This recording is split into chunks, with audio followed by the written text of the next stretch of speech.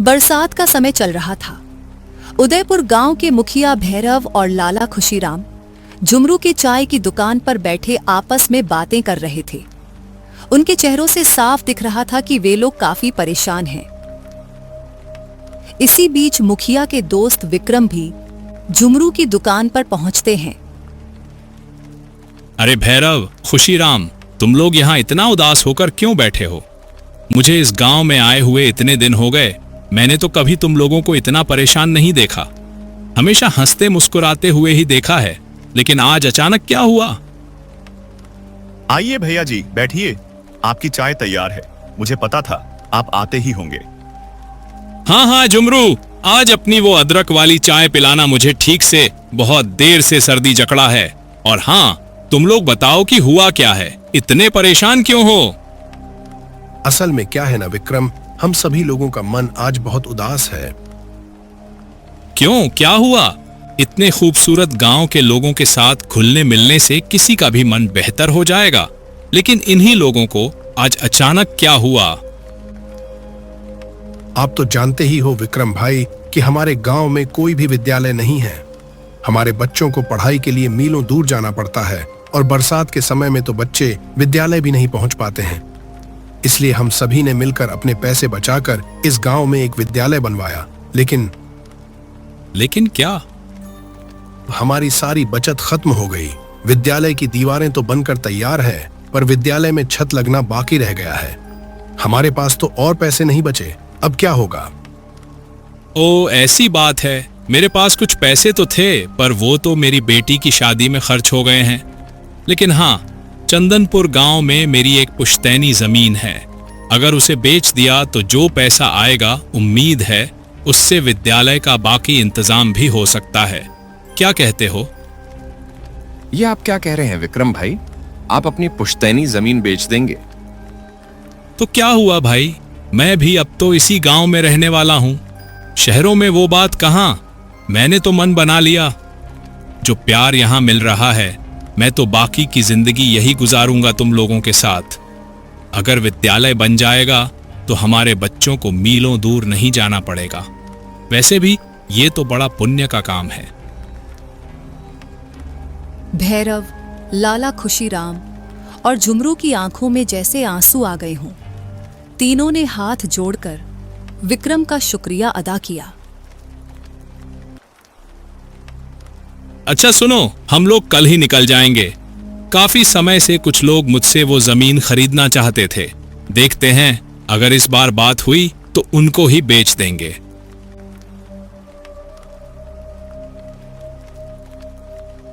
अगले दिन सुबह विक्रम, भैरव और लाला खुशीराम चंदनपुर गांव की ओर चल पड़े। जब वे बस में बैठे थे तो बाहर बहुत जोर से बारिश हो रही थी। आसमान काले बादलों से ढका हुआ था और हवा भी बहुत तेज चल रही थी।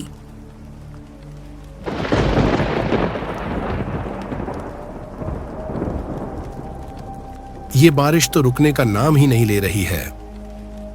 मैं भी तो वही सोच रहा हूं, इतनी बारिश में जाएंगे कैसे? वहां एक नदी भी तो पार करनी होगी।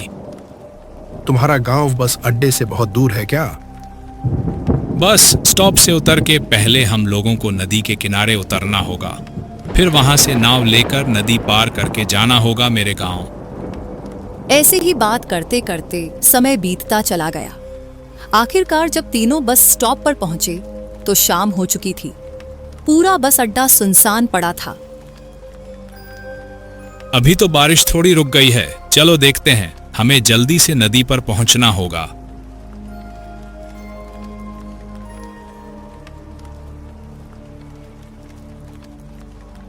आसपास कोई भी नजर नहीं आ रहा था। बारिश के कारण रात का अंधेरा अन्य दिनों के मुकाबले कुछ ज्यादा ही था। वे बस स्टॉप के पास एक बरगद के पेड़ के नीचे आकर रुके।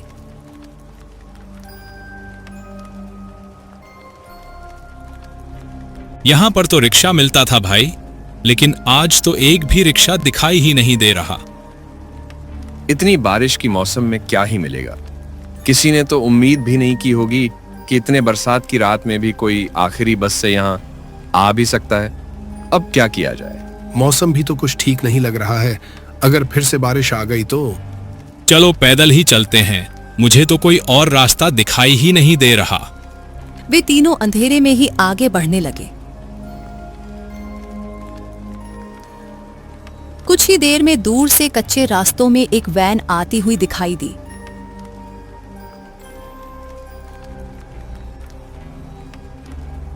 लगता है कोई वैन रिक्शा इधर ही आ रहा है। अरे रुको भाई। विक्रम उस चालक को देखते ही पहचान गया।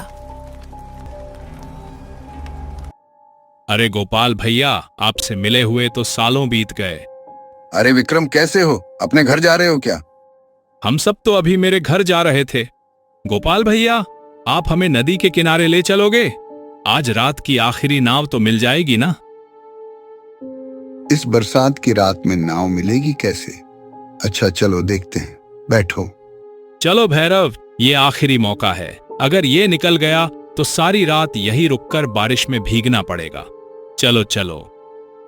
सभी लोग रिक्शा वैन पे जाकर बैठ जाते हैं। अंधेरे में ही रिक्शा वैन आगे बढ़ने लगा। कुछ देर बाद विक्रम ने गोपाल से पूछा, आपकी तो इतनी उम्र हो गई गोपाल भैया, फिर भी आप अभी भी रिक्शा वैन चलाते हो? आपको तकलीफ नहीं होती क्या? तकलीफ? हाँ, पहले बहुत होती थी, लेकिन अब नहीं होती। इसका क्या मतलब है? तुम तो बहुत दिनों बाद चंदनपुर गांव आए हो। हम लोगों को तो भूल ही गए हो तुम। नहीं नहीं, ऐसी बात नहीं है गोपाल भैया। दरअसल काम के सिलसिले में मैं अभी जहां रहता हूं वहां से आम तौर पे आना जाना हो नहीं पाता है। आज भी तो एक जरूरी काम से ही आया हूं। गांव में मेरे बाप दादा की जो जमीन है ना, उसे ही बेचने आया हूं। बेच दोगे? क्यों, क्या हो गया? कोई मुसीबत आ गई है? हाँ, मुसीबत तो है। जिस गांव में मैं अभी रहता हूं, उस गांव के सभी लोगों ने अपने बचाए हुए पैसों से विद्यालय बनवा तो दिए हैं, लेकिन उस विद्यालय की छत लगवाने के पैसे नहीं जुटा पा रहे हैं। इसलिए मैंने सोचा कि अपनी पुश्तैनी जमीन बेचकर उनकी थोड़ी मदद कर दूं। वैसे भी वो जमीन तो कई सालों से खाली ही पड़ी है। क्या बात है विक्रम, तुम सचमुच चंदनपुर गांव का गर्व हो। अरे नहीं नहीं गोपाल भैया, ऐसी कोई बात नहीं। कुछ देर बाद सभी लोग नदी के किनारे पहुंच जाते हैं। जब वे नदी की ओर देखते हैं तो नदी बहुत तेजी से बह रही थी। जो नदी हर वक्त शांत रहती थी, वह आज बिल्कुल अलग ही दिख रही थी। नदी के किनारे कुछ नावें तो बंधी हुई थीं, लेकिन उन्हें चलाने वाला दूर दूर तक कोई भी नहीं दिख रहा था। जो सोचा था वही हुआ। घाट पर एक भी नाव वाला नहीं है। वैसे भी इतनी रात हो गई है और ऊपर से बारिश। कोई क्यों ही रहेगा अभी। ये तो बड़ी मुसीबत हो गई विक्रम भाई। आज रात बारिश में भीगकर ही गुजारनी पड़ेगी। अब क्या होगा विक्रम भाई? आपने आसमान का हाल देखा? लगता है बारिश फिर से आने वाली है। आसमान में काले बादल फिर से घिरने लगे हैं। अगर आप लोग बुरा ना माने तो मैं एक बात कहूं। आप ऐसे क्यों बोल रहे हो गोपाल भैया? बोलिए ना, क्या कहना चाहते हैं? लगता है थोड़ी ही देर में बारिश फिर से शुरू होगी, और अभी तो कोई नाव वाला भी नहीं है घाट पर। जो नाव से अपने घर जा सकोगे, उसके बजाय काम करो। थोड़ी ही दूर पर मेरा घर है, सब लोग वहीं चलो। आज की रात वहीं गुजार लेना। हाँ, सही कह रहे हो आप। इससे पहले भी तो कितनी बार आपकी गाड़ी में बस अड्डा गया हूं, आपको आपके घर से बुला के। क्यों भैरव, खुशीराम, और तो कोई रास्ता नहीं दिख रहा है? आज की रात वहीं गुजार लेते हैं। हाँ, सही कहा। हम गोपाल भैया के घर पे ही चलते हैं, नहीं तो इस बरसात की रात में बड़ी मुसीबत में पड़ जाएंगे।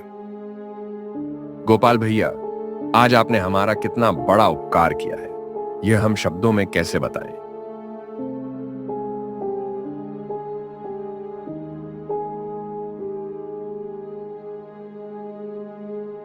घर के अंदर इतनी बदबू क्यों है?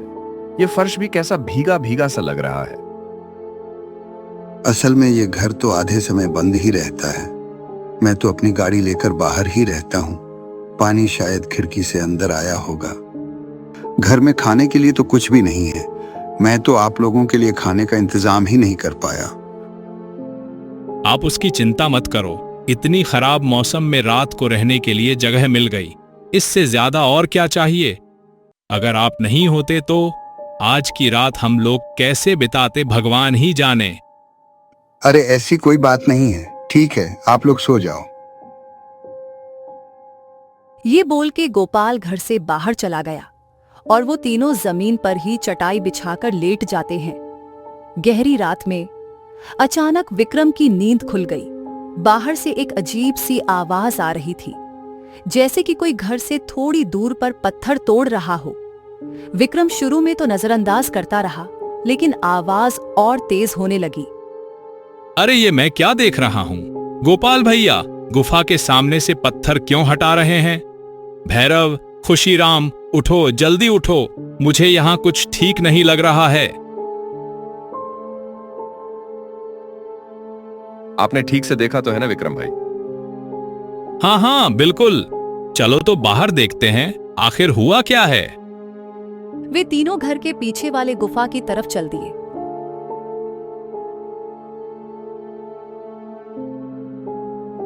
देखो तो, यह पत्थर के नीचे जमीन पर जैसे पैरों के निशान हैं। मैंने गोपाल भैया को यहीं देखा था। ऐसा लग रहा है मानो वे चाहते थे कि मैं नींद से जागकर इसे देखूं। हमें अंदर चलकर देखना चाहिए, कहीं उन्हें कुछ हो ना गया हो। तीनों दोस्त डरते डरते गुफा के अंदर पहुंचते हैं। तभी उनकी नजर सिक्कों से भरे एक मटके पर पड़ती है। अरे इसके अंदर तो बहुत सारे पैसे हैं। सच में, लेकिन ये किसके हैं? और गोपाल भैया कहां चले गए? ठीक है, वो दूसरों के पैसे हैं, हमें उनकी जरूरत नहीं। उसी वक्त गुफा के अंदर एक डरावनी आवाज आती है। तीनों ने जैसे ही अपनी गर्दन ऊपर की तो वहां लंबे पैरों वाला एक भयानक चेहरा उनके सामने खड़ा हुआ था। डरो मत विक्रम, मैं गोपाल हूं। मैं यही देखना चाहता था कि क्या तुम समय के साथ लालची तो नहीं हो गए हो। तुम सच में गांव का गर्व हो विक्रम। तुम चाहते तो ये पैसे आसानी से ले सकते थे, और मैं अकेला बूढ़ा आदमी तुम तीनों के सामने तो टिक भी नहीं पाता। जहां तुम्हें पैसों की इतनी जरूरत है और यहां इतने सारे पैसे हैं। आपको क्या हो गया गोपाल भैया? मैं 1 साल पहले ही मर चुका हूं। छोड़ो उस बात को। मैं मर तो चुका हूं, लेकिन मेरे बचे हुए पैसों की वजह से मुझे मुक्ति नहीं मिल रही थी। मैं किसी सच्चे इंसान की तलाश में था। आज मुझे वो मिल गया। आप लोगों से बात करके ही मैं समझ गया था कि आप लोग सच्चे इंसान हैं। मैं थोड़ा जांच लिया बस। ये पैसे ले जाओ और विद्यालय के लिए लगा दो। तुम्हें अपनी पुश्तैनी जमीन बेचने की कोई जरूरत नहीं है विक्रम। यहाँ जो पैसे हैं उससे विद्यालय का काम पूरा हो जाएगा। अब मुझे मुक्ति मिलेगी। आप सब लोग अच्छे से रहना। यह कहते हुए गोपाल का भयानक चेहरा हवा में गायब हो गया। वो तीनों बस सिक्कों से भरे हुए मटके को देखते रह गए। बारिश की रात, एक भूतिया घर में बिताए हुए वो पल उन लोगों के मन में पूरी तरह से कैद होके रह गया।